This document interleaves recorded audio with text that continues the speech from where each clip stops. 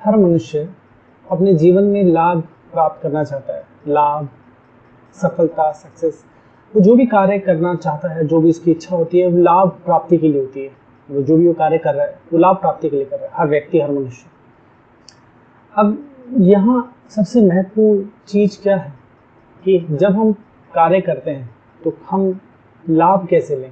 मान लीजिए एक व्यक्ति लाभ के मार्ग पे चलता है, अब वो क्या करेगा कि शायद वो मन की शांति चाहता है, तो मन की शांति, उसमें भी लाभ ही ढूंढ रहा है, वो मन की शांति चाहता है। हो सकता है एक व्यक्ति चक्र जागृत करना चाहता है, दूसरा व्यक्ति थर्ड आई जागृत करना चाहता है। अपने अपने विषय हो सकते हैं अध्यात्म के मार्ग पे, स्पिरिचुअलिटी में।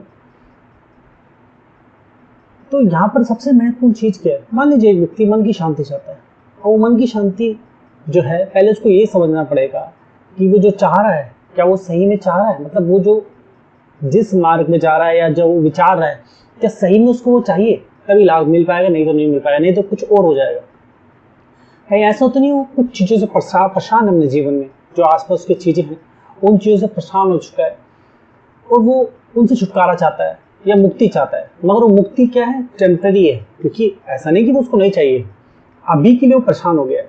ये ऐसे ही है कि हम किसी के साथ है या किसी स्थान पे हैं, उस समय के लिए हम उब जाते हैं, तो हम चले जाते हैं, तो वापस आते हैं तो हमें अच्छा लगता है, वैसे लगता है। तो जो मन की शांति चाह रहा है, कहीं वो उस स्थान, उस चीज़ों से तो नहीं भाग रहा है। तो वो जो मन की शांति है, एक्चुअली मन की शांति नहीं चाह रहा, वो व्यक्ति क्या चाह रहा है, टेम्पररी। उसकी जो मन की शांति की इच्छा वो टेम्पररी है। तो मतलब बेहतर यह है कि वो मन की शांति के पीछे ना भागे, मतलब अध्यात्म में ना कूदे, क्योंकि वो कहीं नहीं पहुंचेगा, क्योंकि उसका वो मार्ग ही नहीं है, वो मार्ग ही गलत चुना उसने। बेहतर है कि वो छुट्टी ले ले, किसी हॉलिडे में चला जाए, कुछ समय बिता ले, उससे ज़्यादा बेहतर है। नहीं तो वो अपना अध्यात्म में डुबकी लगाएगा और आधा अधूरा जानेगा। और जब हमारे अंदर सही में कुछ प्राप्ति की सही में इच्छा नहीं होती ना, तो हम गहरा उतर भी नहीं पाते। क्योंकि जो टेम्पररी चीज़ें होती है ना, वो टेम्पररी चीज़ें हमारे अंदर इतनी अग्नि पैदा ही नहीं करती, इतनी शक्ति पैदा नहीं करती, हमारी प्राण शक्ति को इतना प्रज्वलित करती नहीं है कि हम उसकी गहरे को समझ सकें। तो वो अधूरी चीज़ हमारे लिए व्यर्थ हो जाती है, मतलब हम अपने मार्ग से ही भटक गए, क्योंकि अब पता नहीं वो व्यक्ति क्या समझ ले अध्यात्म में। तो वो जो कार्य कर रहा था, जिससे वो कुछ समय के लिए परेशान था, उसको टेम्पररी ब्रेक चाहिए था, मगर अब वो लंबे समय के लिए क्या हो जाएगा, भटकाव आ जाएगा उसके अंदर। अब ना वो अपना कार्य सही तरीके कर पाएगा, ना यहाँ हो पाएगा, वो बीच में कहीं आ गया। दूसरा व्यक्ति हो सकता है चक्र जागृति चाहता हो, थर्ड आई चाहता हो।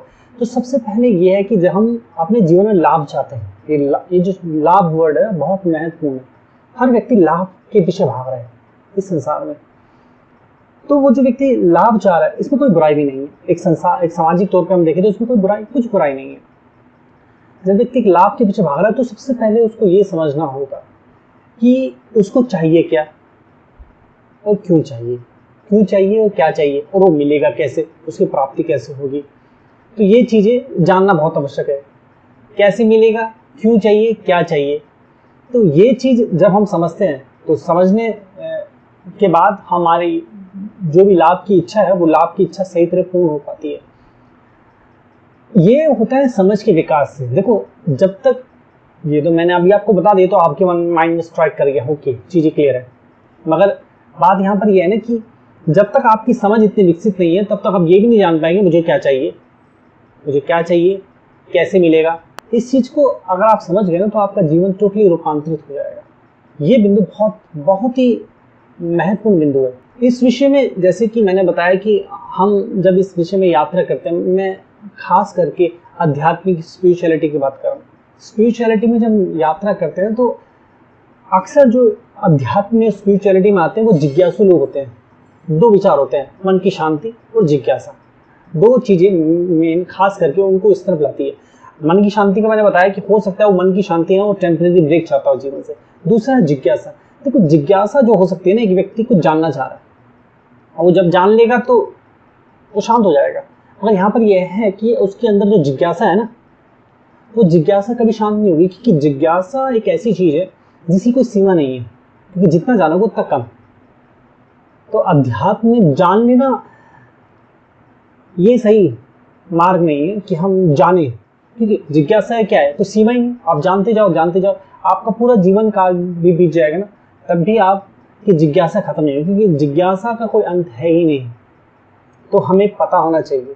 कहीं ऐसा तो नहीं आप जिज्ञासा के लिए आ रहे हो, जैसे अगर हम कोई जानने की इच्छा रखते हैं, इसमें कोई बुराई नहीं है, मगर ऐसा ना समझ लें कि आप अध्यात्म में जो स्पिरिचुअलिटी है उसमें आप उतर रहे हैं।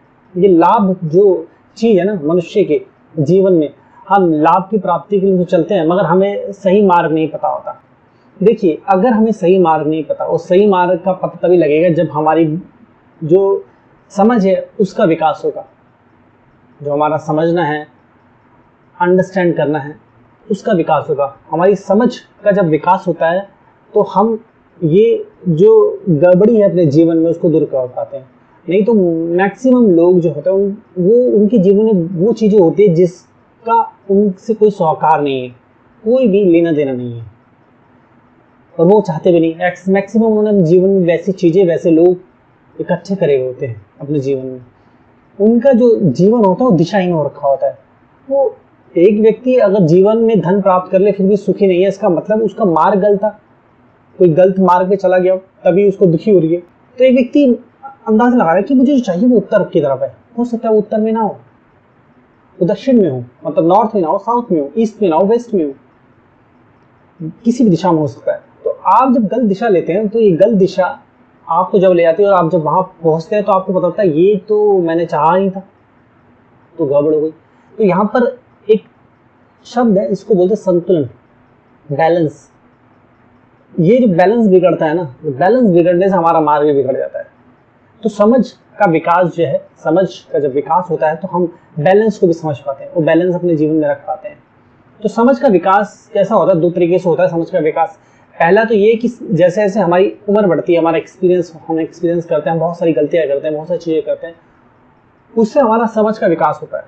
अब इसमें तो आपको 70-75 साल लग जाएंगे, मतलब आप बुजुर्ग हो जाएंगे, फिर आप सोचेंगे काश मैं 20 साल का होता या 15 साल का होता या 30 साल का होता, तब मैं वो करता, तो ऐसा कर लेता। अब आप सोचते होंगे तब अगर मेरे को ऐसी समझ होती तो मैं वो बदल देता, ये कर देता, वो कर देता। अब वो सोचते ही रहेंगे तो जो चीज़ थी वो तो गुजर गई। और दूसरा तरीका ये है कि समझ का विकास, अब ये विकास हो सकता है आप अब जब इस पर प्रयास करेंगे। अब समझ का विकास ऐसा नहीं कि हमने कोई दवाई खा ली तो हो गया, ऐसा तो नहीं हुआ ना। आपको इसके लिए प्रयास करना पड़ेगा। इसकी प्राप्ति के लिए आपको एक मेंटोर की, एक गुरु की आवश्यकता है, एक मार्गदर्शक की आवश्यकता है। क्योंकि मैं मार्गदर्शन हमेशा करता हूँ, मैंने मार्गदर्शन में कभी कोई कमी नहीं छोड़ी। ज़्यादा करके मनुष्य क्या करते हैं, ज़्यादा करके मनुष्य शारीरिक शक्ति का इस्तेमाल करते हैं। मतलब मान लीजिए एक बहुत बड़ी चट्टान है पत्थर, आप उस शक्ति लगा रहे हो लाने की, आप शायद उसको बहुत ज़्यादा शक्ति, अगर आप में सही शक्ति है तो शायद आप उसको एक आध दिन हिला लें, मगर आप अपनी समझ का इस्तेमाल करके आप उस पूरी चट्टान को कुछ 1 इंच नहीं, कई मीटर हिला सकते हैं, किलोमीटर भी हिला सकते हैं, एक स्थान से दूसरे स्थान में पहुंचा सकते हैं, अगर आप अपनी समझ का विकास करें। तो समझ का विकास जो है वो सही मार्ग में चलने से होता है। वैसे तो मैं सभी के लिए मार्गदर्शन करता रहता हूँ, वीडियो के द्वारा, बुक के द्वारा मेरा मार्गदर्शन हमेशा है। दूसरा तरीका यह है कि आप सीधे तौर पे मेरे से सेशन लेते हैं। सेशन बुक करने के लिए आप वेबसाइट में जाइए, ये मार्ग है। तो कहने का मतलब ये है, फिलहाल के लिए मैं आपको 2 उपाय बता देता हूँ जिन उपाय से आप अपने समझ का विकास कर सकते हैं। पहला तो ये कि अपने आसपास के सारे डिस्ट्रैक्शन को हटाएं। क्या होता है कि जब हमारे आसपास बहुत ज़्यादा शोर और शराबा होता है, बहुत ज़्यादा डिस्ट्रैक्शन होता है, तो हमें सुनाई और दिखाई देना बंद हो जाता है। तो ये जो सुनाई और दिखाई देना बंद हो जाता है, ये बहुत बड़ी प्रॉब्लम है। तो हम मार्ग से भटक जाते हैं, हमारा संतुलन बिगड़ जाता है। तो इस डिस्ट्रैक्शन को हटाएं, ये बहुत महत्वपूर्ण है। अपनी बुद्धि को संतुलित करें।